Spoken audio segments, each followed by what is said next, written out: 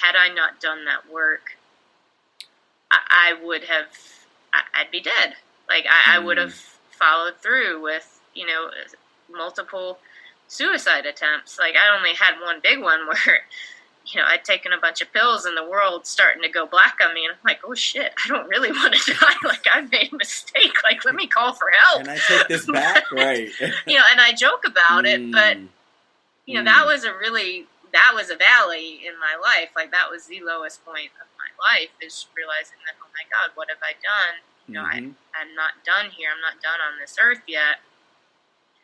But it took that valley for me to make the changes that I had to make in order to be happy and to follow a different career path where I would be more fulfilled. Because I think we all have,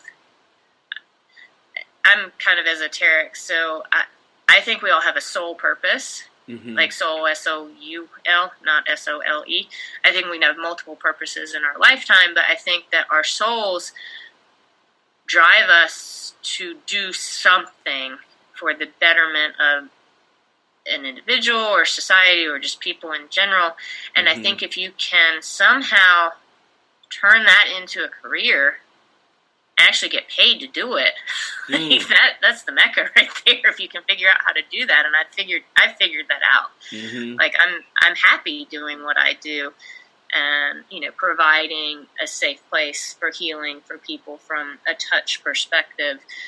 And, being able to be a mental health advocate and do some public speaking and, to share my story and be vulnerable and open so that others can say, oh, I feel that way too. I just don't talk about it because people are going to look down on me, or I'm ashamed of it, or it makes me feel weak.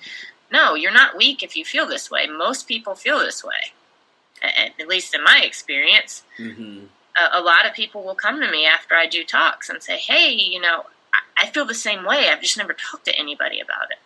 Well, there's the problem. There's the stigma right there. Like, go talk to somebody, find a counselor, find a therapist, talk to friends. What do you think is open about it? Yeah. What do you think is behind that? Like, so we can label it stigma, but what do you think is even behind that, where people, have a hard time reaching out? Honestly, I think it's pride. I think we're all proud beings, and we don't want to admit that we have struggles and weaknesses. And at least in the American society, if you have diabetes, like, someone's like, oh, okay, that's an illness. Like, you've got diabetes, your sugar's out of whack. If you've got mental illness, and it could truly be serotonin, dopamine, cortisol, like all these different chemicals and hormones in our bodies that are off, but society sees it as a weakness. Suck it up, buttercup, like, get over it, like, get out of bed. It's not that simple sometimes. So I just think it's how our society has been wired and trained, that you're supposed to just push through stuff, when in reality you may need to take a step back and assess things and say, what do I need to do to take care of me and address the situation? And that may be talk therapy, it may be pharmaceuticals, it may be, a regular workout plan, or whatever is going to adjust those chemicals in your brain. But it's a true health condition. It's not just a cop-out. Right, and if only people understood that, even with PTSD, they call it the invisible wound, because we can't see it, and if we can't see it, there's always like this doubt for people, not for myself, right? But I guess I'm just speaking for the everyday layperson, and people don't get it. We're not taught that emotional intelligence. We're not taught about what happens when you feel anxiety, or what happens when you feel down in the dumps, what happens when you experience a traumatic event. How do you work through that? We're not taught that, and so we're just kind of left to deal with it on our own vices and find what works and what doesn't. So let me ask, and you actually already talked on a couple of the different things, which is introspection, and it sounds like the introspection, led you to where you are now. Right. Just being able to say, wait, I think there's a bigger purpose here for me, and really stepping into that purpose. What I find for some people is they just get lost in that. I don't know what my purpose is, so what's the point? Yeah, and you're not always going to, at least in my experience, you're not always going to know what your purpose is. Like, I probably didn't figure out my purpose, at least from the mental health aspect, until the past year or so that I started sharing my story publicly. You know, I knew my purpose from a career perspective. You know, I want to, be a massage therapist and, have a practice and, have a thriving practice with, me and 10 other therapists and a great studio manager. And, we do lots of good things in the community. But I didn't know my purpose from a mental health perspective or being an advocate for people until the past year or so. And your purpose can evolve and change over the years, I think. I don't think that it's something that you may necessarily do for 30, 40, 50 years. It may be just a snapshot in time that your purpose right now is X, and then in 5 years your purpose is Y. Oh, gosh. Thank you for... I guess I never even thought about it like that, but that's so important to know. Like, your purpose doesn't have to be written in stone for the rest of your life.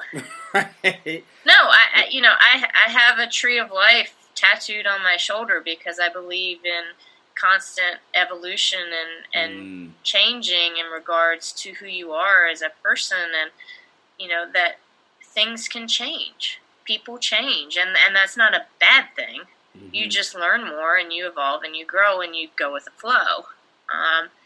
And it's just when you stop trying to control every aspect of your life or of people in your life, and you realize that you have no control over others. Like, that's not possible. All you have control over is how you react to them. And people say to me, like, you don't get ruffled by much. Like, something happens and you don't, like, freak out. Or it's like, yeah, because I can't control it. It's out of my control. It's like politics. I don't watch the news because, I do my research and I vote during election time. Mm-hmm. And then that's it. Like, that's all I can do. The rest, I don't need. I don't need to follow bit by bit what's going on in our country because it's just going to piss me off and make me upset and depressed and sad and put me back in a dark, dark place. I don't need to be there. I can't control that. So I focus on things I can control, which is my reaction to situations. Right. No, absolutely. Yeah. And I think it's important to note too, like, even when people watch news, it can be re-triggering for a lot, especially if you've been through trauma. I know for myself, like, even after the loss of my sister, even hearing or watching about women being murdered, it was really triggering for me. Yeah, it's a trigger. Right. And being aware of that, right? Yeah. and knowing what triggers you, for a while, I couldn't be in the part of town where my rape happened. Like, it would trigger me. I would have a panic attack. It took me years before I would go back to the place where it happened. And I've done it since then just as a test of myself to see, like, can you handle this? But you have to know, like, what are my triggers and how do I keep myself in a, quote, safe place mentally by reducing those triggers. If it's something that you have control of, keep yourself out of those situations. Like, you don't need to walk into the fire just to see how you're going to react. If you know you're going to react a certain way, keep yourself out of that situation. Can you do me a favor and share with the audience maybe a tool that you've used or a coping technique or something that you've learned along the way? Yeah, so I'm a writer. I'm a journaler. Like, I write a lot of stuff down, and I may not share it with people, but I have tons of journals where I write affirmations, I write goals, I write things that I want to, whether it's achieve in life or things that I want to focus on. And I've gotten to the point where I write them in the present tense. So not I will be happy or I will be successful. It's I am happy. I am successful. So it's almost a way of saying, like, this has already happened, even if it hasn't yet. Mm-hmm.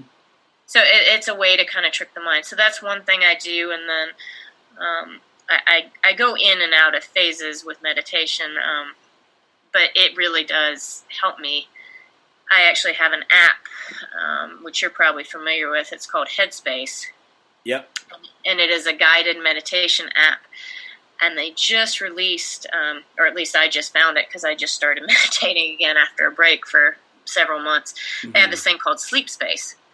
And they are guided apps for helping you fall asleep. And they are different visuals or different techniques, like breathing techniques or focusing on, like, shutting down parts of your body. You know, it's like a visualization thing. And I do that every night. When I go to bed, I just turn on that Headspace app and I do my meditation.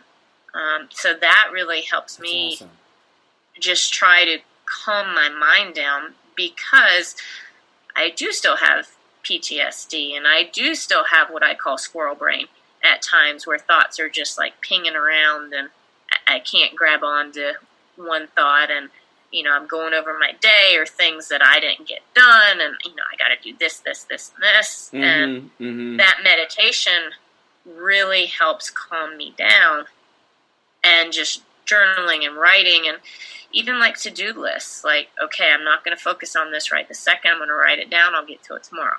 Like, that helps me get it off my mind. So, and everyone's different, like it may not work for some people, but for me, the writing and the meditation have been key. Okay.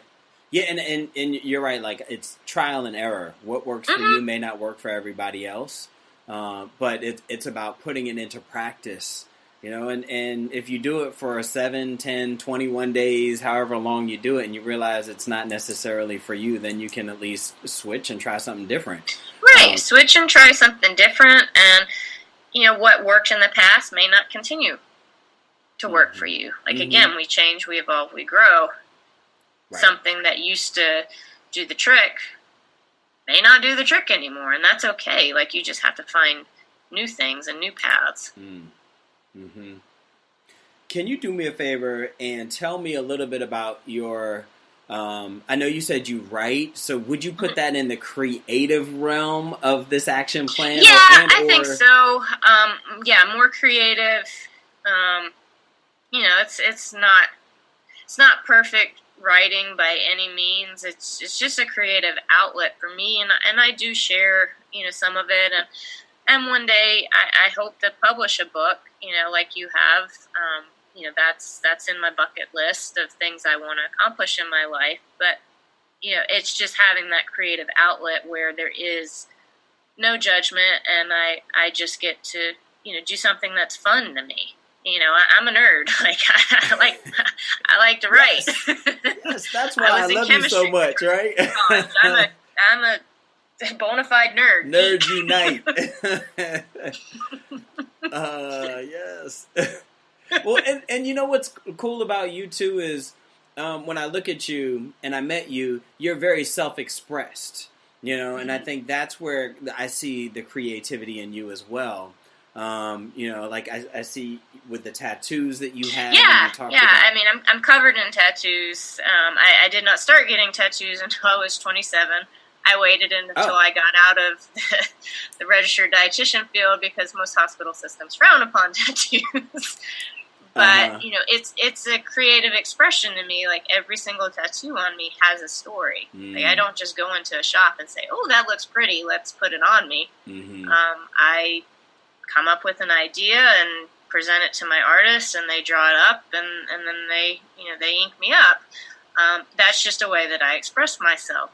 I have the tattoos. I have funky hair. I've been almost every color hair under the sun. Like, right now, I'm my natural hair color, and I'm blonde. But I've had purple. I've had pink. I mean, it's just funny when I look back through the pictures. Just like, man, I have hair color ADD. It's all over the map. Yeah, it's literally all over the map. At least you could do it, right? Yeah, and I can get away with it, at least for now. But it is a way to, creatively express yourself